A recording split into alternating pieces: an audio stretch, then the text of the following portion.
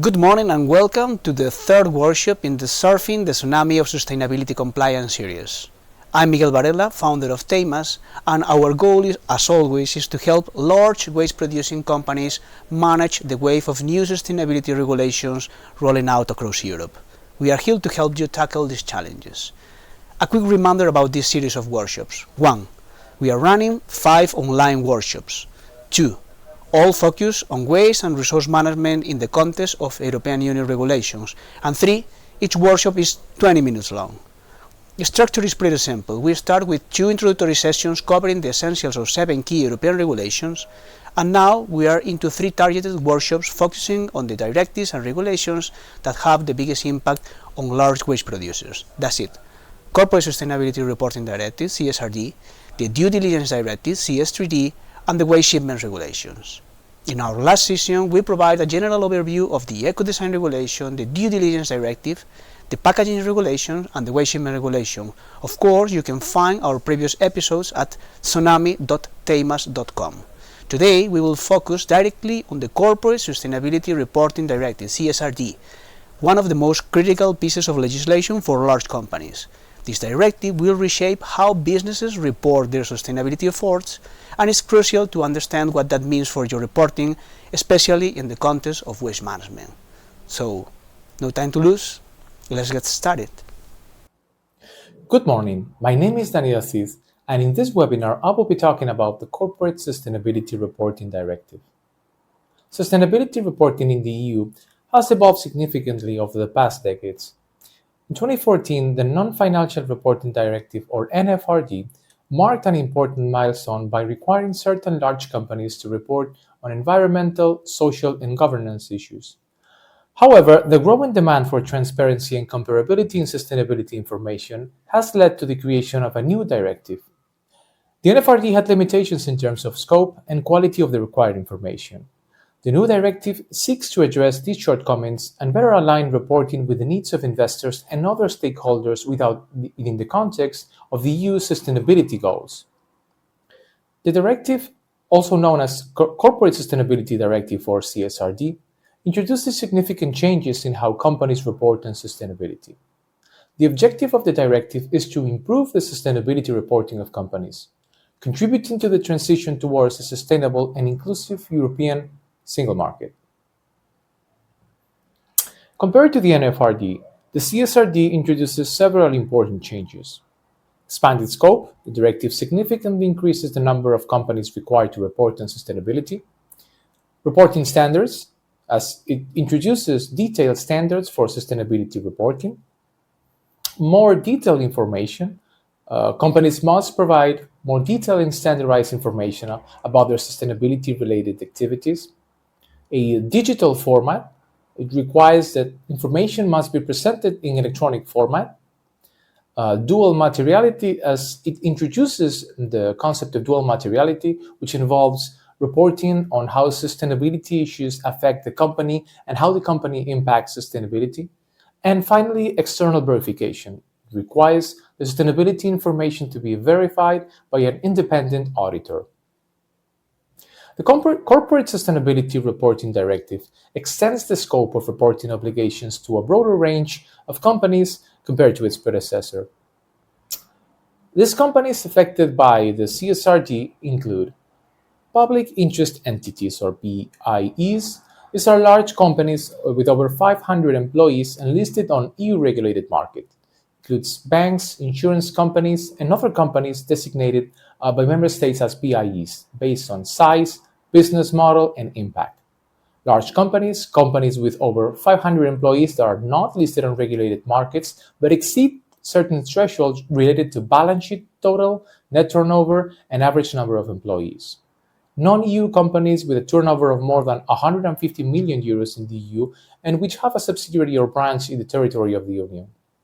Although many SMEs are not directly obligated, they may be indirectly affected if they are part of a supply chain of a larger company that must comply with the CSRD. Regarding reporting objectives, the following are set. 2025, the financial year 2024, large companies already subject to the previous non-financial reporting directive, and companies with more than 500 employees. 2026 for the financial year 2025, large companies not currently subject to the NFRD and companies that meet two of the following three criteria: 250 employees or more, 40 million euros or more in net turnover, 20 million euros or more in balance sheet. For 2027 for the financial year 2026, SMEs listed on stock exchanges and companies that meet two of the following three criteria: between 10 and 250 employees, between 700,000 euros and 40 million euros in net turnover, or between 350,000 euros and 20 millions in the balance sheet. And finally, 2029 for the financial year 2028, non-EU companies with a net turnover of 150 million in the EU, and companies with at least one subsidiary or branch in the EU that exceeds certain business thresholds. The CSRD establishes the overall reporting requirements and obligations that companies must follow. On the other hand, the ESRS, or European Sustainability Reporting Standards, are specific standards used to meet these requirements. Companies should present their non-financial information in accordance with common standards. Essentially, CSRD sets the rules, and ESRS provides the framework and methodology for how those rules should be followed in reporting. The standard addresses a broad spectrum of environmental, social, and governance issues such as climate change, biodiversity, and human rights. They aim to provide investors with insights into the sustainability practices and impacts of the company they invest in.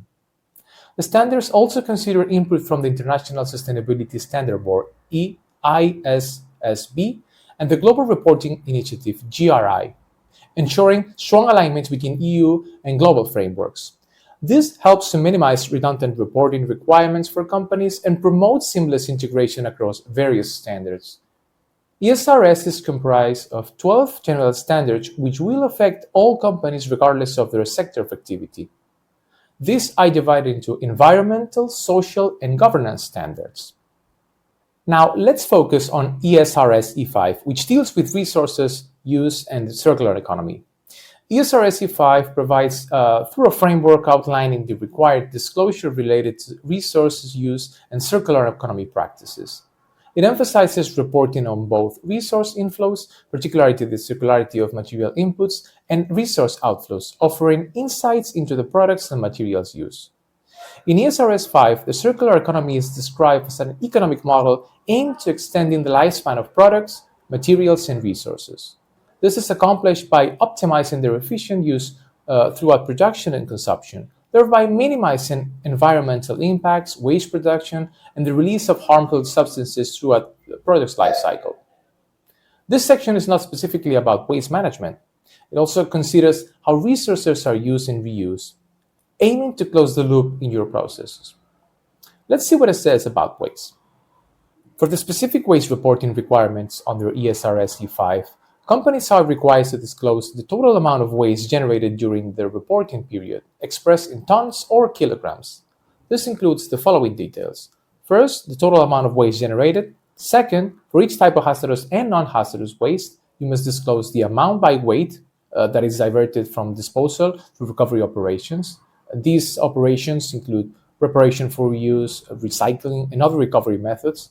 And third, the amount by weight directed to disposal, classified by waste treatment types such as incineration, landfill, and other disposable operations. Finally, you must report the total amount and percentage of non-recycled waste. This thorough reporting ensures transparency in how waste is managed within your operations. In addition to the total amounts, it's crucial to disclose the composition of the waste. It requires that you specify the waste streams relevant to your sector of activities. For instance, this could include tailings in the mining sector, electronic waste in the consumer electronics, or food waste in the agriculture or hospitality.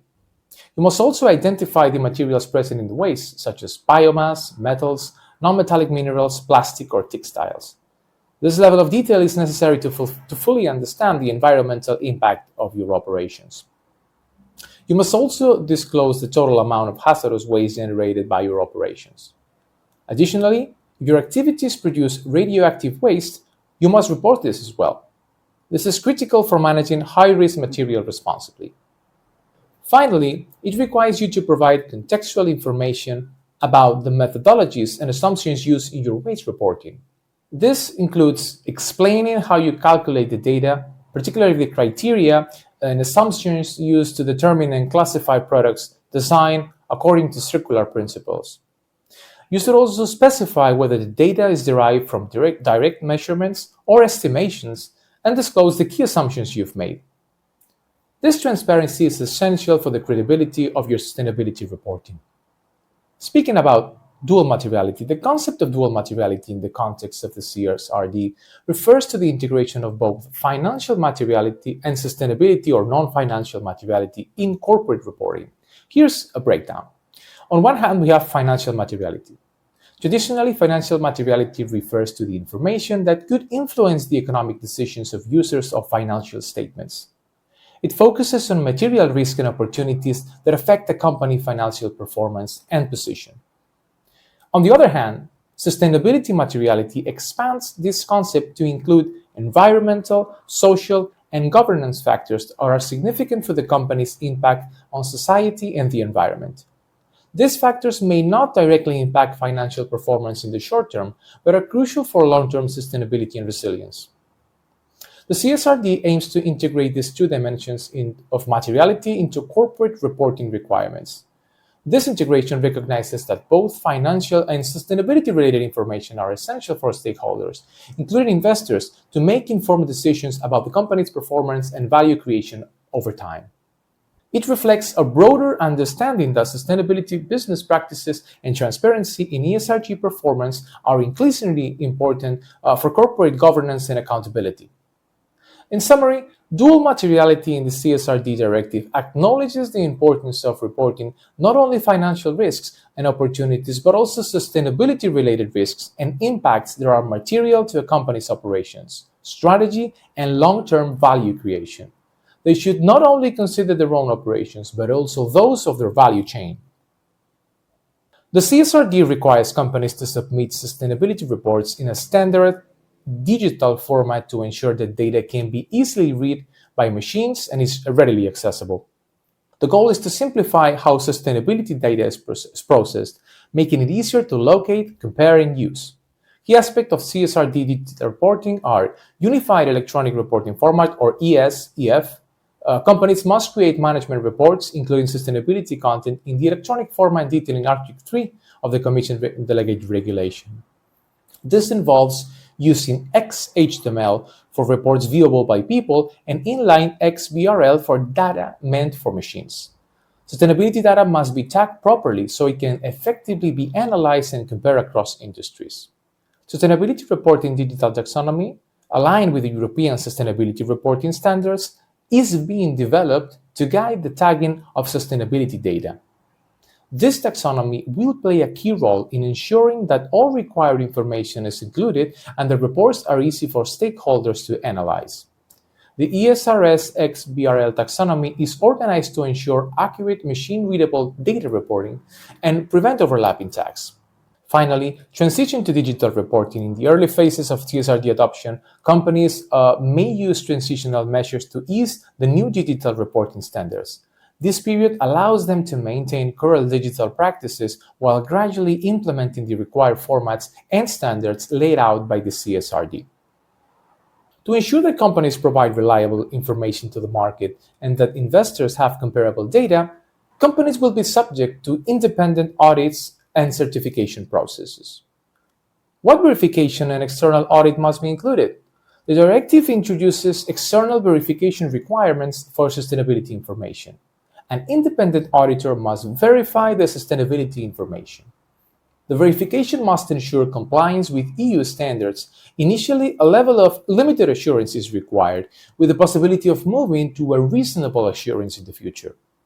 What does limited assurance imply compared to reasonable assurance? Limited assurance implies a lower level of guarantee than a reasonable assurance. In limited assurance, the auditor states that no evidence has been found that the information is not in compliance, whereas in reasonable assurance, the auditor expresses a positive opinion of compliance of the information. We hope this brief summary has been helpful in providing a better understanding of the CSRD and its implication for waste-producing companies. We recommend that affected companies conduct assessment to identify gaps between current practices and the new requirements. It is important to develop a roadmap for implementing changes, considering the target reporting dates. Thank you for joining us today.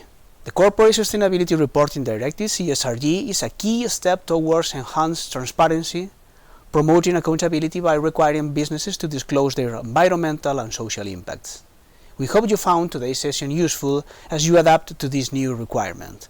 And don't miss out our next workshop on Thursday, the 7th of November, where we will discuss the Due Diligence Directive (CSRD) and its implication for your operations and those of your chain of value. You can register for the upcoming session on tsunami.teimas.com. So thank you once again, and we look forward to seeing you in the next one.